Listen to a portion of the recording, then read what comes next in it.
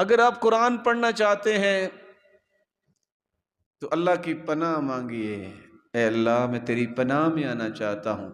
اس وقت تک قرآن شروع نہ کیجئے، پہلے کیا پڑھے؟ اعوذ باللہ من الشیطان الرجیم۔ وضو کرتے وقت اگر آپ کو کوئی مسئلہ بن گیا ہے یا خصوصاً آپ کو نماز میں وسوسے آ رہے ہیں، بعض دفعہ ہوتا ہے نا، نماز پڑھ رہے ہیں، پتہ ہی نہیں 3 پڑھی ہیں کہ 4 پڑھی ہیں، ایسا ہوتا ہے نا۔ ہو سکتا ہے آپ نیک لوگ ہیں، آپ کو ایسا نہ ہوتا ہو۔ وہ بیان کرنے والا بیان کر رہا تھا، عصر کی نماز تھی تو امام نے 3 رکعتیں پڑھا کے سلام پھیر دیا، پہلی صف بھی خاموش، دوسری بھی، تیسری صف سے ایک بولا، حضرت آپ نے 3 رکعتیں پڑھی۔ کہتے آپ کو کیسے پتا؟ کیوں جی؟ کہتے نہیں جی 4 ہی پڑھی۔ ابھی آپ کو کیا ہوا؟ کہتے جی میں ہر روز اپنی 4 دکانوں کا حساب 4 رکعتوں میں کرتا ہوں، میری ایک دکان بچ گئی ہے۔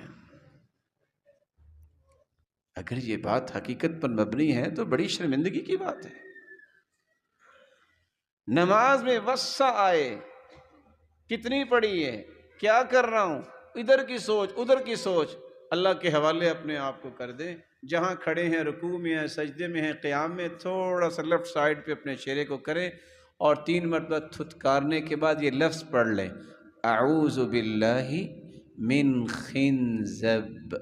صحابی کہتے ہیں میں نے بھی یہی شکایت کی، اللہ کے رسول نے مجھے سکھا دیا، ففعلت ذلك فاذهبه اللہ عنی، میں نے یہ کام کیا، پھر زندگی میں نماز میں وسع نہیں آیا، وگرنہ مجھے پتہ ہی نہیں چلتا تھا میں پڑھ کیا رہا ہوں۔